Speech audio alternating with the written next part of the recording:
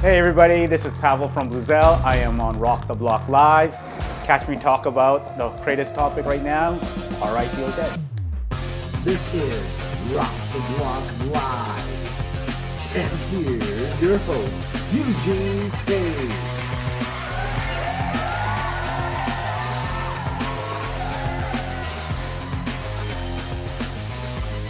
Because if anyone is able to tell us more about is ICO really dead, it's probably someone who has done his ICO, gone out, built his project, gone past phase 1 into phase 2, built a global community, and I think we are going to be very excited to hear how you have actually done it. But before we get to that, for the audience who have not really known you or the project, would you share with us more about what Bluzelle really is? So Bluzelle is it's a decentralized database. Okay. So what that means is in traditional databases, so which is, stores all, mailing lists, records, things like that, they're all held in central places, like let's say Amazon or Microsoft, and it's all in one contained unit. With Bluzelle, what we've taken is that concept of blockchain, Bitcoin, and saying, hey, you know what? What if we scattered it all around, and instead of mining for Bitcoin, you can store data, part of that database, on multiple thousands of computers and servers around the world. So basically, like what Airbnb says, hey, I've got extra space at home, let me rent out this room. Hey, I got extra space on my server, my computer, my laptop, potentially your mobile phone. Let me rent that out, store some data on there, and I'll earn a Bluzelle coin. What would be, in your opinion, the number one thing that is missing, that is dangerously missing in the ICO circuit today? It should be solving a real problem that uses the tech per se. So for example, now you see ideas like, we're taking blockchain and virtual reality. I'm like, well, I come from digital media. I was like, why does virtual reality need blockchain? And then it's like, blockchain is not going to make creating virtual reality, virtual reality is content, right? And you come from content. Blockchain is not going to make content faster, cheaper, or easier. So then they're like, oh, well, it's for handling content, copyrights, and IP. I was like, okay, then why don't you just be an IP content copyright company? Because blockchain is good for that, but you're VR. So why don't you just go to one of these other intellectual property on the blockchain services, use that for your VR? Why are you saying VR content copyright? You're just combining it and masking it. So I think those are the type of concepts that people are trying to do and not really like, why don't you just use the technology that's existing there, integrate it in, and focus on being a VR company? But when they're trying to mask these things and layer it, it's like, that's not what it's about. And I'll call BS on it, right? Yeah, because I think the idea of what ICO, when we started it, okay, so we started off with Mastercoin back in 2014, I think. And then they raised 5,000 Bitcoin back in that time. And it was only what, 50,000 or 500,000? It was not even a million. No. And then Ethereum came about, and then the DAO storyline.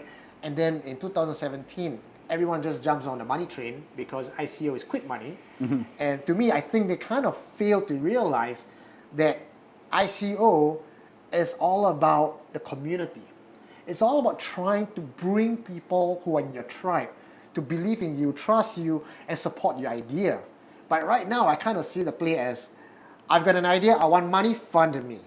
And you get people out there who's, I don't want to talk to community, I don't want to build anything, I don't want to have a marketing angle, just give me money, fundraise. What are your thoughts on that? Yeah, I don't think those products are going to work.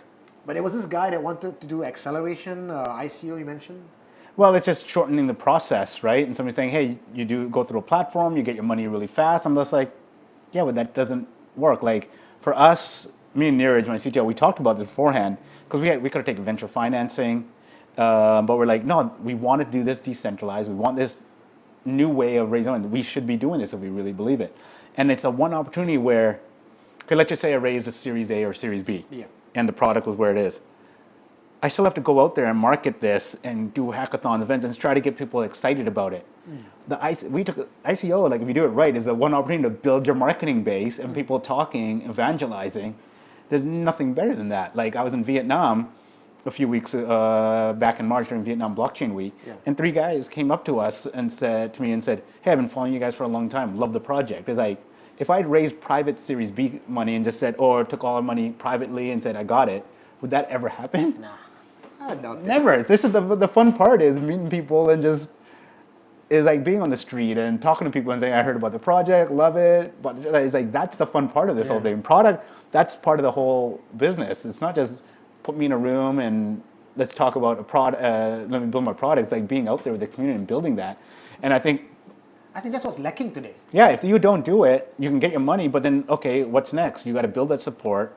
If they want to go on an exchange, you got no real support. People don't really know about it. You got to start from scratch. So it's like, because we'll do it now. The fundraising, the ICO portion is just the first part of the journey. Yeah. Because what you're trying to build is the product that comes after ICO, and that's where your marketing support is. That's where your customer acquisition is. Well, the worst part is a consumer product doing an ICO, and they do it all private. And I'm like, if you're a consumer product, and brand's like, why aren't you doing a public sale properly and build your marketing? Oh no, I'm just like, well then prove it to me that you're, oh, we know marketing and design, then prove it to me. You're skipping the entire thing. If you're really that good and you say we know more, we know how to get customers, then prove it to me through a community sale, right? Like, because that is your proof. That's the proof of sale, right? yeah, your first customers are ready. Now, if you were given a chance to rewind, right, and today, Bluzelle in 2018, you got this spark of brilliance, right? Would you have done anything differently right now? The one thing I would have done differently is like in 2016 when we made the shift to, cryptos were kind of dying off. People weren't excited about it. Bitcoin, Ethereum, everything was just like, people wondering if this stuff's going to survive, right? I would have been more valid in saying, let's just keep sticking down that path. We started focus on enterprises. Yeah. Because that was like, oh, these guys will start using it. I wouldn't have done that because I came from digital media, video games, get out there, get traction. The enterprise world, even these big banks and everything say, we're doing this on blockchain and all this stuff. They're too slow. All these things were just, why would they move any faster? Why did we think that would happen? Yeah. So I look at it as like, fortunately, we built some credibility, came with a database, but I do think that if we'd stuck in saying, let's just keep focusing on crypto, then it would have been different. We wouldn't have spent a year banging our heads against the wall trying to convince a bunch of enterprises that we're right when they keep doubting it. Now they come back and say, hey, can you do this project? We're like, well, no, the crypto world's got bigger things to fry now. Yeah, it's funny that you say in 2016, everyone was wondering whether Bitcoin and Ethereum is going to survive and whether the blockchain is dead. Yeah. That seems to be no, blockchain was alive. It was crypto they thought was going to die. So cryptocurrency. That's why all these banks, everybody started doing blockchain for enterprise and everybody started raising money saying blockchain for enterprise. But the main thing is, no, all these banks have still only done POC, proof. Yeah. I see this very charismatic, high-energy founder of a company who's talking about all the positive steps. We're in the right place at the right time, pivoting, getting the community, no hiccups. And we both know, entrepreneur life, you're gonna get all your ugly, your battle scars, which most people probably have not heard. Probably we don't talk or write about this online. Care to share any of your worst case scenarios? It could be before Bluzelle if you want to go as far back as your previous businesses. Yeah, I mean, it's that's when you meet new people and they just raise. That's why I still think like some people who've never done a business or raised their money through an ICO. It's like they've never gone through any battle scars. They're gonna freak out. It's like they haven't been through anything. So to me, it's just like a bad day is like whatever. We've gone through stuff like this before. Yeah. So like my previous company was Story Panda. After I left digital media, like working for EA, Disney, we started a book publishing platform for kids on the iPad. We thought big market, iPads are getting big. Parents want their kids educated. They'll buy these books. The biggest thing that changed, that we built awesome product, it was like Angry Birds and everything else conditioned people that no, content should be free on the iPad. That's the worst thing I hate about it because I come from content background. Okay. Everyone thinks that content is free, ideas is free, they want your time, but no one wants to pay for it. Yeah. So that was a big blow. Like with me and my co-founder, you sit there and you're like, are we stupid? Like, are we the stupidest guys? And like, I thought I was smart. All this totally changed. But then we realized it was consumer behavior. We were part of 500 startups in Silicon Valley. They understood. They're like, consumer behavior shifted. What are you going to do? Yeah. No one wants to pay for this stuff. There hasn't been any. So you go through that and say, okay, after that was done, either I can quit and go get a job and do this. But remember what my wife was saying is like, if you quit and don't get back on the horse and learn from it and go bigger, then you failed. Right now, because that probably doesn't mean you failed. Yeah. Failure is not getting back up. So like, yeah, let's go something bigger. And that's when you talk about blockchain, deep technology, totally revolutionary things. I'm like, yeah, if I'm going to go, let's go like super massive and go at that. So you take that, and then even in the last 2 years, like I said, of just since I moved to Singapore, is like you're trying to find your space in this blockchain world. Everything's evolving, and certain things weren't working. We chose different directions, and I still remember like my seed VC when I told him we were going to go do like this ICO route, and I was expecting him to be like, "You guys are stupid. You've done this again. Like, I'm out. Like, I'm not supporting this." And I was like, "Yeah, I'm just gonna go raise some small amount of money to get through this ICO process, but this is why we believe it." Yeah. And he doubled down. He's like, "No, I'm fully committed to you guys, and I think you guys can pull this off. What your rationale is right about the product, and let's go for it." So, Tell me about that, because I think a lot of ICO companies out there, they kind of jump the gun and they just go straight for seed money, and it's all about the money game. Would you like to share that whole journey from seed to, do you even believe in private round funding, all the way down to ICO, and what do you think was your the reason for your success? so we did the seed round. So we'd already done a seed round for Bluzelle before, right? Used that for year and a half, and then last year when I just wanted to raise a small amount to get through the ICO process and get the product starting to develop. Yeah. Fortunately, my seed VC, True Global Ventures, they said, "Yeah, we'll put that up." And then Global Brain, which is a big Japanese VC, they put money in it. They believed in the team, the product, where we're going. So we're like, okay, good. Now we've got a nice little foundation that even if ICOs went down, I've got enough that we can roll this product out in a year, and then we'll deal with what happens then. So that was really good. And then it was like, yeah, then it was just basically ICO. We did a private and public sale. We wanted to have both. Yeah. The reason was there are certain private groups or funds that were more like, they can take a bigger chunk down, and they were strategic in that they can do certain things for us, like Kinetic from Hong Kong, Jahan. I knew him for 6 months beforehand. Big believer. Once we started going down this route, he was like, "Yeah, let's do this together." So he went out there and said, "Yeah, I'm going to advise and we'll invest."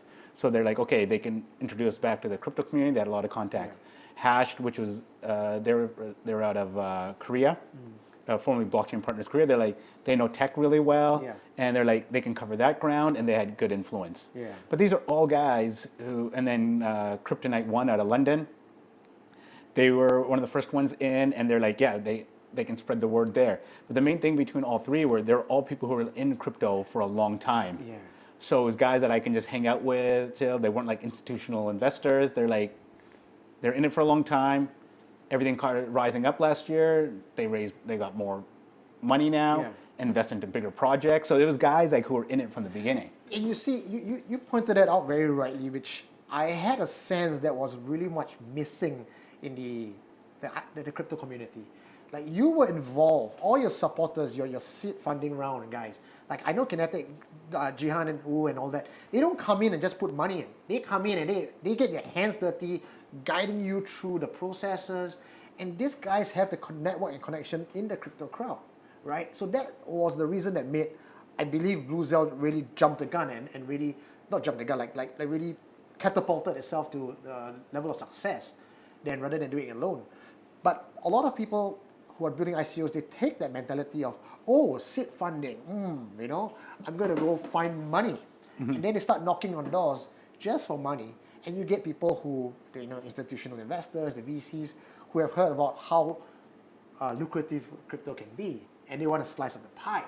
And they're going to come in and give you the money, but the philosophy, the mindset, it's very different. It's about, I want to go in fast, I want to cash out fast, and that's why you get projects going in with 80% on private round funding, sometimes even 95% private round funding, hits the exchange, everyone start dumping. Yeah. And then project, even though it could have been a good idea at the start, just failed to take off because your supporters are not really supporting your project and idea. They want a fast money. And because you already keep such a small buffer of slice of the pie for the public, you technically have zero community support. Yeah, you got to build that support up, right? So the reason why people think ICO is dead, in my opinion, is because people are doing it wrong. But that being said, I think the days of being a crypto purist, having that whole nice camaraderie and tribe of people supporting each other, don't have the kind of mileage to support the influx of people coming in with new ideas. And everybody wants to get funded. And of course, greed is driving this whole community. So we may have to see almost a forced ICO 2.0 version where we can't avoid having this kind of projects coming in. My thought is, if we can't avoid it, how can we A, embrace it? How can we B, be wiser about it? I think right now is most of the really good tech ideas are getting solved. So let's take something like Zilliqa, right? High throughput sharding. Yeah. So is someone going to come to you like, oh, we're better than Zilliqa? Well, Zilliqa is just getting started. How can you be better than that, right? Yeah. So on the tech side, I think every single one has a smart guys all around the world. I know some of them in different places, and it's like they're already tackling it. And then, so I think the bigger thing is, so you've got to let all these things play out now, right? And maybe it's like, hey, let those go on, buy on exchange, they'll do better, and then that's where the money flows. The other one is the basic things that allow for mass adoption, make it easier for the person to buy. So I think the industry just got to play it out. And what you're saying, I don't think ICOs are dead. It's just going to go to a different phase where now people are going to get much more pickier and saying, okay, what's working, what's not, what problem are you solving? That one's not really it. We've seen those don't do well. So it's just going to go through a transition phase. Yeah. And then when then these first wave of companies get done, established, and see how they're doing, then it's going to be like, okay, what can we build on top of those, which will be the real ideas. In your perspective, you would say that is ICO dead or not? No, No, not dead. just transition. Well, so there you have your answer, guys. ICO is not dead. We are going to aim for a transition. Look out for the changes. I think I'm going to write an article about this and I'll post it online for you guys to take a look. And also add some links to really good opinion leaders out there who will tell you what ICO 2.0 is about. Thank you for sharing all your past experience and your wonderful stories. Well, thanks, Eugene. I mean, this was fun. I love these And things. now, before we say goodbye to everybody else, you have your 30 seconds block to look at the community out there in the camera and tell them what you want to tell them. All right, so a couple things. If you're interested in Bluzelle, the best thing is to come to our site, sign up to the newsletter, and get access to the product if you're on that side. We're starting a whole new developer portal. If you want to stay on top of the news, what we're doing, a lot of exciting stuff for the next few months, follow us on Twitter at Bluzelle HQ. And if you're in Singapore, come out to our event on Monday night at SG Innovate, where we'll be doing live demos of Lovelace and telling about our next phase 2 plans. Anyway, this is Rock the Block Live with me, Eugene Tay, and Pavel Bains here. Say good night. I'll see you guys next Wednesday at 8 p.m. Singapore time.